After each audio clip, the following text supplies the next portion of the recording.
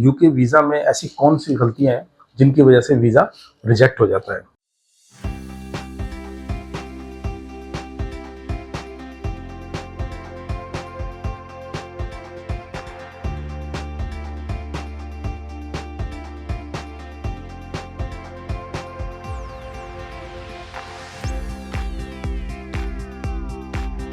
Bismillahirrahmanirrahim.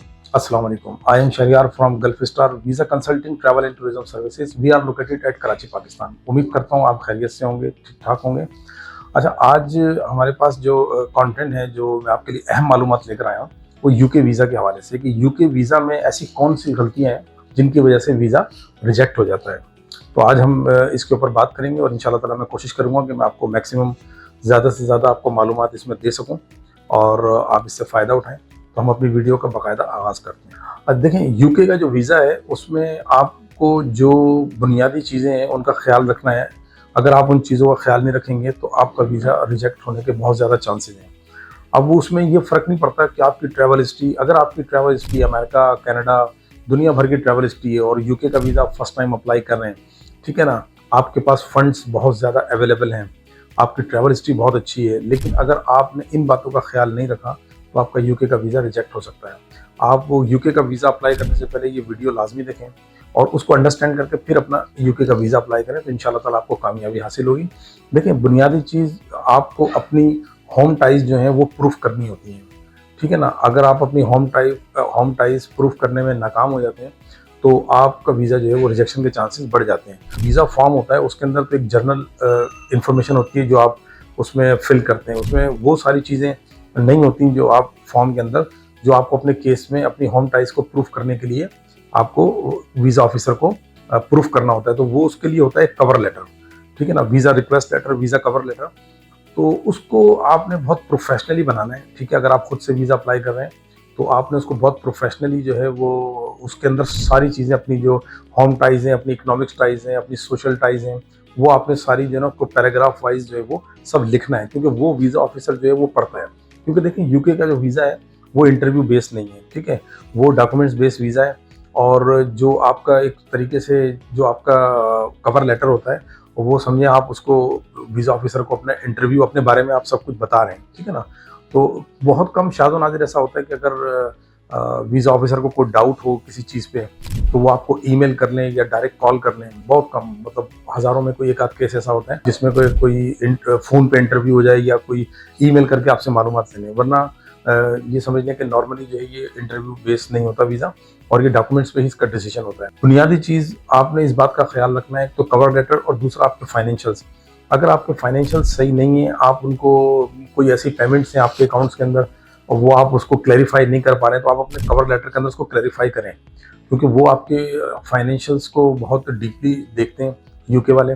और UK के जो वीज़ा ऑफिसर है वो आपके कवर लेटर को मतलब बागौर पढ़ता है उसको, और वो उसको पढ़ने के बाद ये बात बिल्कुल तय है कि वो एक एक लफ्ज़ आपका पढ़ते हैं। वो जो आपका जो कवर लेटर होता है ना उसको वो पढ़ते हैं, और वो पढ़ के ही वो जो है वो अंडरस्टैंड करने की कोशिश करते हैं कि आपके केस में मतलब क्या आप कहना चाह रहे हैं, आप अपने केस को कैसे प्रेजेंट करते हैं आप, ठीक है ना। तो आपने इन चीज़ों का ख्याल रखना है। आपने कवर लेटर बहुत प्रोफेशनली बनाना है, उसके अंदर आपने अपना बताना है कि आपके पास जो ये फंड्स अवेलेबल हैं, ये सेविंग्स आपकी, आप इसमें से इसको स्पेंड करने जा रहे हैं और इस टूर पे जा रहे हैं, कितने दिन के लिए जा रहे हैं, ठीक है ना।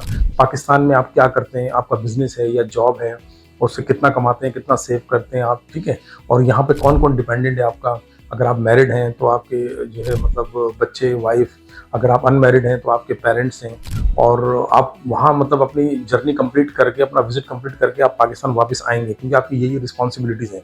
ये सारी चीज़ें प्रोफेशनली आपको अपने लेटर में कवर करना होता है। तो आपका जो वीज़ा रिक्वेस्ट लेटर है वो बड़ा इंपॉर्टेंट है, और आपके फाइनेंशियल टाइज, ये बहुत मतलब बुनियादी चीज़ें। देखिए, फॉर्म तो हर कोई भर लेता है, ठीक है ना, वीज़ा फॉर्म कोई इशू नहीं है। वो आप किसी भी कंसल्टेंट या ट्रैवल एजेंट से या टाइपिस्ट से आप थोड़े से पैसे देके 10-15 हज़ार रुपये देके फॉर्म भरवा लेंगे, कोई भी भर देगा।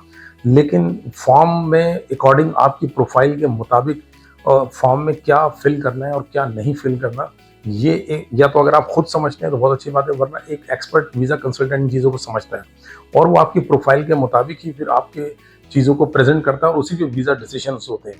लोग जो है वो इन चीज़ों का ख्याल नहीं रखते। वो कहते हैं यार मैं तो वेल एस्टेब्लिश हूँ और मेरे पास पैसा बहुत है, ठीक है ना, और मेरी ट्रैवल हिस्ट्री है, तो मुझे तो आराम से वीज़ा मिल जाएगा।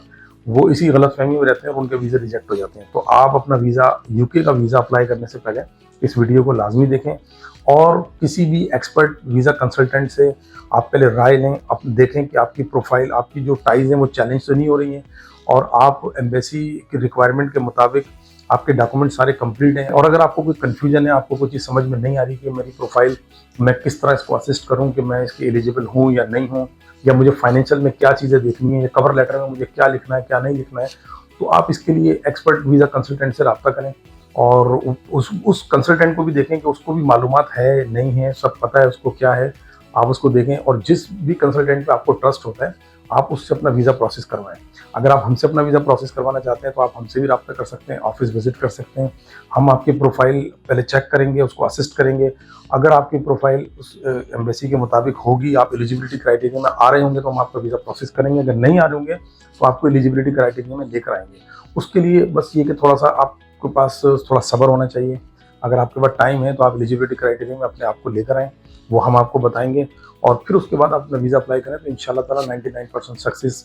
देखिए 100% तो कोई चीज़ नहीं होती, लेकिन 99% तक हम उस अपने जो है वो वीज़ा अप्रूवल चांसेस को ले जा सकते हैं अपनी एक्सपर्टीज से।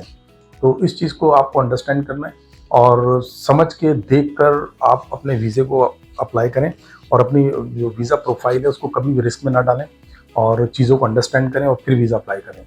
उम्मीद करता हूँ कि आपने काफ़ी मालूमात गैदर की होगी इस वीडियो से। तो इंशाल्लाह नेक्स्ट वीडियो में एक अच्छे टॉपिक के साथ, एक अहम मालूमात के साथ फिर आपके पास हाजिर होंगे। जब तक के लिए इजाज़त चाहते हैं इस दुआ के साथ कि अल्लाह ताला हमें और आपको अपने हिफ्ज़-ओ-मान में रखें। अस्सलाम वालेकुम।